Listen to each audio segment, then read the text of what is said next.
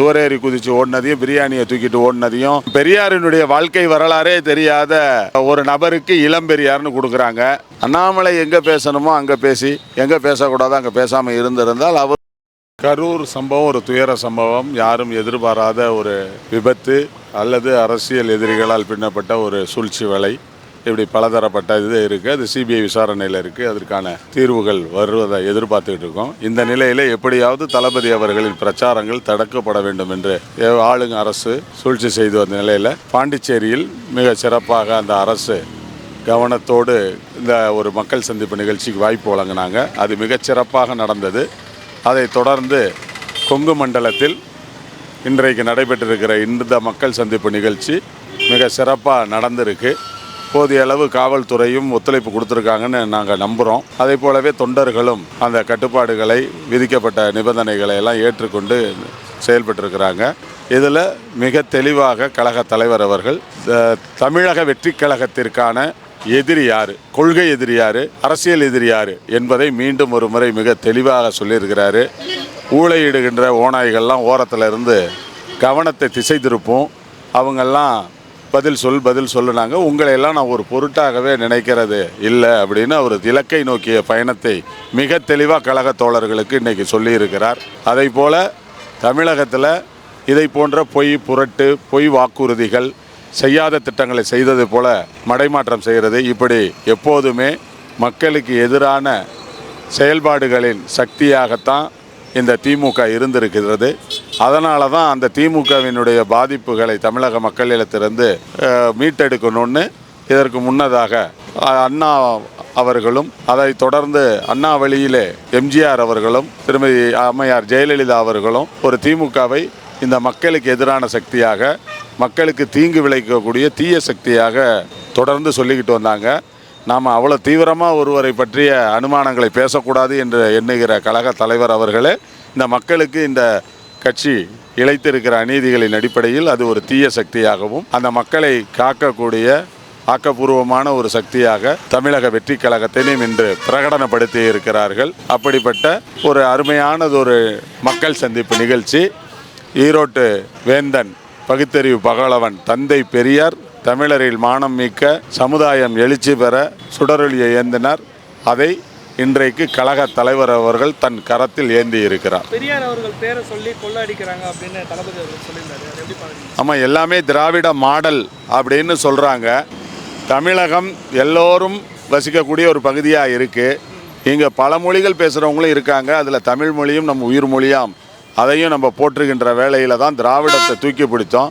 திராவிட பெருந்தலைவராக தந்தை பெரியார் இருக்கார். அவர் பெயரை சொல்லி திருட்டுத்தனம் செய்வதை எதிர்க்க வேண்டும், தடுக்க வேண்டும் என்கிற நோக்கத்தோடு தான் இன்றைக்கு மிகப்பெரிய அந்த ஒரு பொய் புரட்டு திராவிட மாடல் என்பதை உடைத்தெறிந்திருக்கிறார்கள். உதயநிதி அவர்கள் இளம் பெரியார் அப்படின்னு பட்டம் கொடுத்தாங்க. நான் பெரியாரினுடைய வாழ்க்கை வரலாறே தெரியாத ஒரு நபருக்கு இளம் பெரியார்னு கொடுக்குறாங்க. கொள்கைக்காக 500 தென்னை மரங்களை வெட்டி வீழ்த்தி சொந்த பணத்தை இழந்தவர் தந்தை பெரியார். லட்சக்கணக்கான பணம் அவர் உழைப்பின் மூலம் அவர் பெற்றோர்கள் சம்பாதிச்சிருந்தப்பையும் அவர் உடுத்தும் வேட்டி கூட 5-6 நாளைக்கு ஒரு முறை அழுக்கானா போகணுன்னு எளிமையையும் சிக்கனத்தையும் கடைபிடித்தவர் தந்தை பெரியார். ஆனால் என்ன தொழில் பண்ணுறாங்கன்னே தெரியாது. ஆனால் 2 கோடிக்கு மகனுக்கே கார் வாங்கி கொடுக்கக்கூடிய அளவுக்கு ரொம்ப எளிய வாழ்க்கை வாழ்கிறவங்க.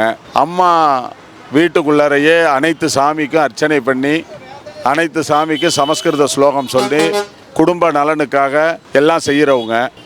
அப்படிப்பட்டவங்களுடைய பையன் இளம்பெரியார் இப்படின்னு சொன்னால் வேடிக்கையாக இருக்குது. இப்போ சமீபத்தில் அவங்க இளைஞரணி மாநாடு நடத்துனாங்க, அதில் தான் பார்த்தீங்களே, சுவரேறி குதித்து ஓடினதையும் பிரியாணியை தூக்கிட்டு ஓடினதையும் வரும்பொழுதே எல்லோரும் அங்கே இருக்கக்கூடிய அந்த பழம் கரும்புகளை வெட்டுவதற்கு கத்தியோடு வந்ததையும் பார்த்தீங்களே. இவர்கள் தான் சீர்திருத்தமான ஒரு தமிழகத்தை உருவாக்க போகிற இளைஞர்களை வழிகாட்ட போகிறாங்களா? இல்லை, அவங்க என்ன சொல்கிறாங்க, 1,30,000 பேர் கூட்டினாங்க, எங்கள் கட்சியில் தான் இளைஞர்கள் இருக்காங்கன்னு அவங்க திமுக சொல்கிறாங்க. 1,30,000 பேரை கூட்டினார்கள். கூட்டியதன் அடிப்படையில் தான் கிடைக்க வேண்டியது கிடைச்சோன்னே காம்பவுண்டு ஏறி குதிச்சாங்க. அதுவும் நிகழ்ந்ததை பார்த்தீங்கல்ல. அவர்களுக்கு என்ன கொடுக்கணுமோ அதை கொடுத்த பிறகு கிளம்பிட்டாங்களே. ஊடகத்தில் எல்லாமே தானே வந்திருக்குது.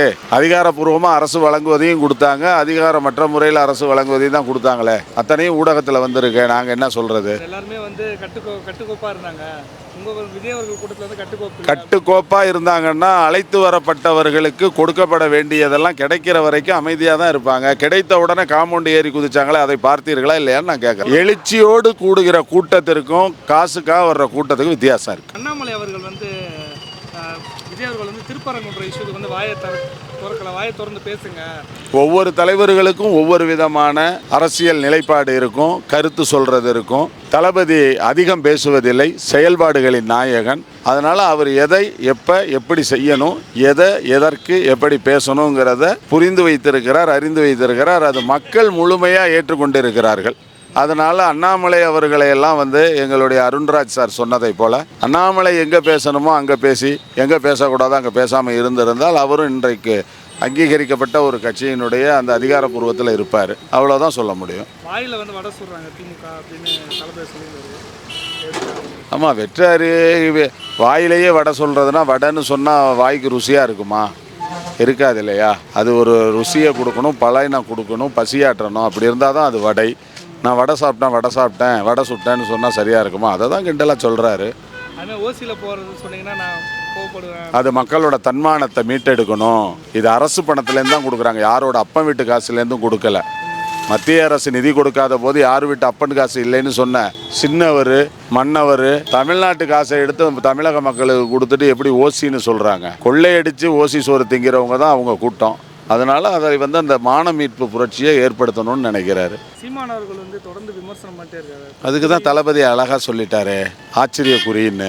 அதை விட இன்னும் விளக்கம் என்ன வேணும்? தேவையற்றவர்களுக்கு பதில் சொல்லி வீணடிக்க வேண்டியதில்லைன்றதான் தளபதியோட. களத்திலே இல்லாதவங்களை பற்றி நம்ம ஏங்க கவலைப்படணும்? ஒழிக்கப்பட வேண்டியவர்கள், ஒதுக்கப்பட வேண்டியவர்களை பற்றி தான் நம்ம பேசணும். களத்திலே இல்லாதவர்களை பற்றி நம்ம பேச வேண்டியதில்லை. அவர்களுடைய விளம்பரத்திற்கு நம்ம உழைப்பை கொடுக்கக்கூடாது. தளபதி யுகம் நிச்சயமாக தமிழகத்தின் அனைத்து முன்னேற்றங்களுக்கும் உரிய விரிவான, சாத்தியமான, சாதிக்கக்கூடிய ஒரு சாதனைக்குரிய ஆட்சியாக கழக தலைவர் அமைப்பார்கள். எல்லா தரப்பு மக்களுக்கும் எல்லாமும் இலவசமாக இல்லை, எல்லாவற்றையும் பெறக்கூடிய வாய்ப்புகளை கொடுக்குறேன்னு இன்னைக்கு மிக தெளிவுபடுத்தி இருக்கிறேன். கொங்கு வந்து அதிமுகவோட கோட்டை அப்படின்னு சொல்கிறாங்க, அது எப்படி பார்க்குறீங்க? ஒவ்வொரு ஆளுமைகள் இருக்கும் காலங்களில் சில ஆளுமைகளுக்கு அன்பினால் அந்த மக்களை ரொம்ப இணக்கமாக இருக்கிறாங்க. அது மாதிரி தான் எம்ஜிஆர் அவர்களுக்கும் அம்மையார் ஜெயலலிதாவுக்கும் இந்த கொங்கு மக்கள் ரொம்ப அன்பை செலுத்தினாங்க. அதனால் அது அதிமுக கோட்டையாக இருந்தது.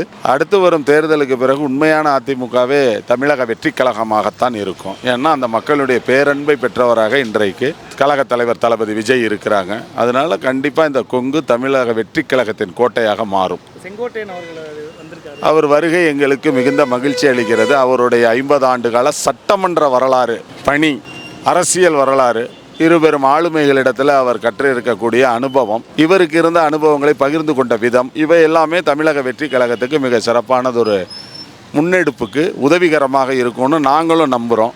இளமையும் முதுமையில் சிறந்த அனுபவமும் செயல்படுத்தப்படும் பொழுது ஒரு சிறப்பான ஒரு நிர்வாகத்தை கொடுக்க முடியும்.